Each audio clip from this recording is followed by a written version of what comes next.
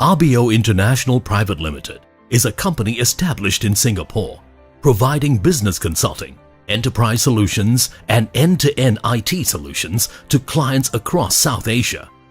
Abeo International, together with its subsidiary electra2 Singapore Private Limited, operates in Singapore, Malaysia, Indonesia, Vietnam and India to provide SAP implementation services.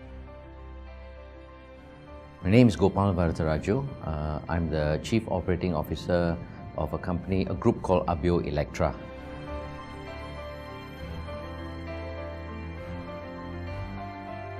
I'm Singaporean and so are my parents.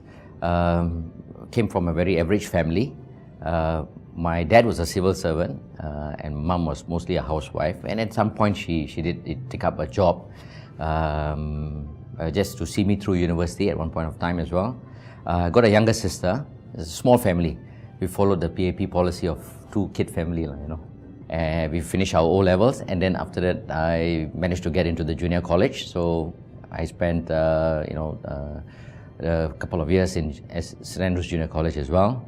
After which I went to university. So went into the army and spent 2.5 years. I had no real intention of actually, going into the officer cadet school and all.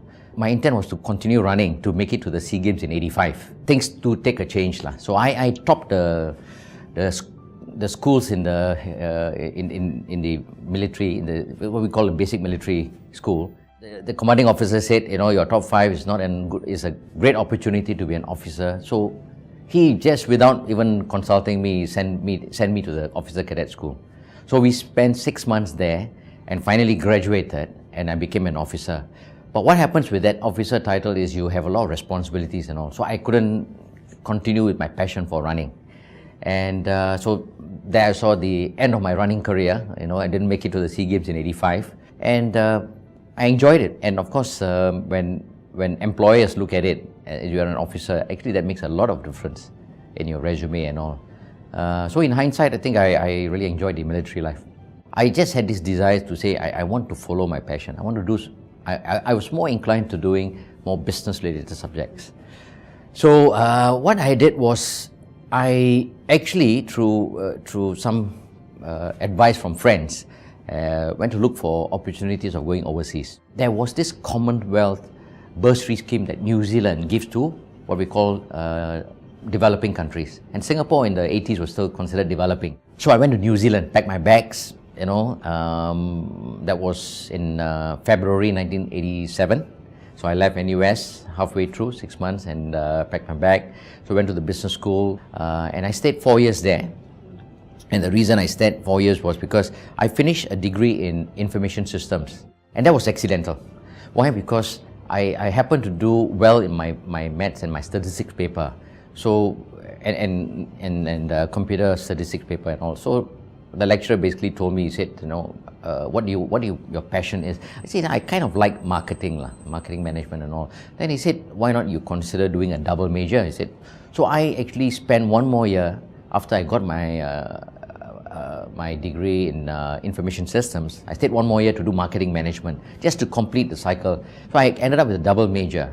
And when I came back, I was among the Singapore students, I was one of the fastest to get a job, because maybe I was lucky, because IT was the up and coming field in the early 90s. So I was very lucky. I got into an American firm doing software consulting work. So I actually took up the job with DHL in the regional office for Southeast Asia and South Asia as a application analyst. And it was a fantastic learning ground. The boss was was a very good mentor. He guided me in such a way, and I think the process of learning on the job, on my first job, was fantastic, the way they did it. I spent 4 years in DHL, and then suddenly, I had some of my university friends who were back from New Zealand as well. So one of them, a good friend of mine, who was hostel mate and all, his name is KJ Joseph, and he was telling me, he said, Gopal, you have to start moving into this product called SAP. So he said, if you can get your hands onto that job, you're going to open up a lot of opportunities for you. So I applied for SAP, I applied for a job in SAP itself, and I applied for a job in IBM, Consulting Services. So I joined IBM in 1995, 1st of Jan, 2nd of Jan rather, and I started my career in SAP. The best move ever made.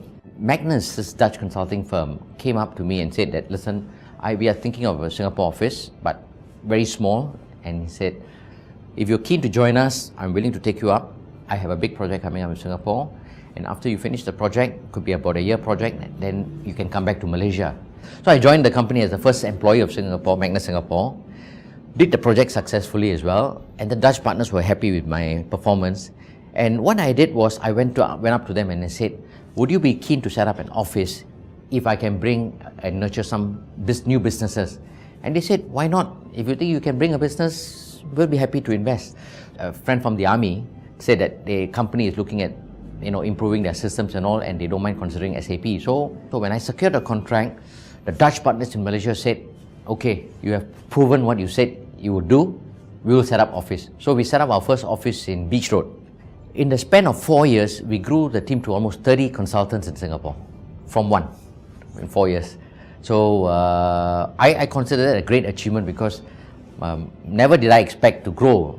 Then I was headhunted by another company called Aspen Technologies, and they were looking for someone who has got SAP experience, but it was a different solution for supply chain solutions.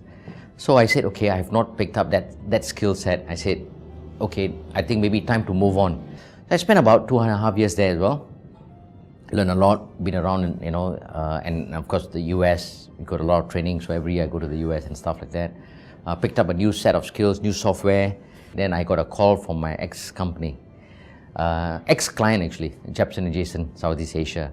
They came back to me and said they want somebody who have experience in the system, in SAP, in their group, and they wanted to hire what we call a Chief Information Officer for the group. I asked the vice chairman at the time, both vice chairmen, I said that, would you allow me to enterprise? And they said, what would you like to do? So I said, while I'm doing the CIO role for the group, I can also set up another profit center to do external consulting with the experience we have in the Jepson and Jason group. He said, I'll give you about 1 to 2 years to stabilize in your role as a CIO, and then we can give you the funds to set up this business. Came 2 years, and I felt a bit itchy at the time, and I said, I have got to do something about this. And then I decided to go back to the bosses and said, maybe it's time I look at doing external consulting. So they said, okay, start in a small way and then see where this leads you.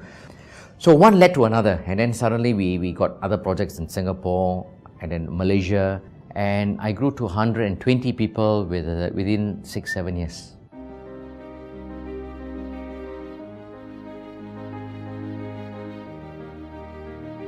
In the beginning of 2011, the vice chairman and my boss, his name is Mr. Heine Esker, he came up to me and he said, for medical reasons, he's going to step down, early retirement.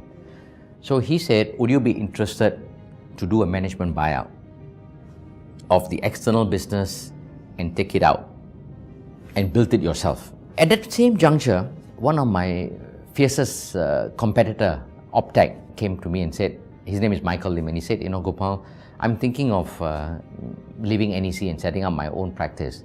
Are you interested to join me? So then I said, maybe it's a time. I had many callings, I did not dare do it. And I said, I think for one fact I could say that made the difference was, I asked myself, can I just put this into my resume? So then I opened up the discussion with Michael, and I said, maybe I would like to try this concept, come together, because he's very strong in sales in the region. And I said, why not we come together? And then we started discussing and all. So what we did was, we did a 75% management buyout of Electra, and we formed a company called Abeo, A-B-E-O. And Abeo is change in Latin.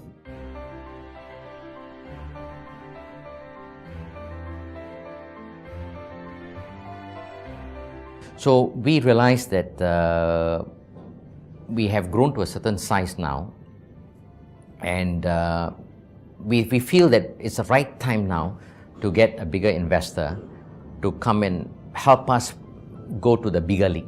If you ask me, we can definitely double the business in another 2 to 3 years. It's possible because the SAP market is there and it's still growing, and a lot of medium-sized companies and small-sized companies are still looking for good systems now. As you can see, our Singapore government, right, we are trying to talk about productivity gains and all, and one of the things is having a very good ERP system. That is what we do, right? Enterprise Resource Planning System. And SAP has that big enterprise solution. They have also the SME solutions. We do both. So we are trying to now promote ourselves in that area.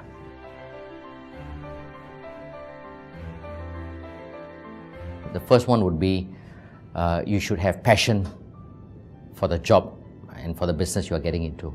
Second is perseverance, right? There would be times were so daunting and you feel like giving up as well. Last but not least, I think you have to enjoy the journey.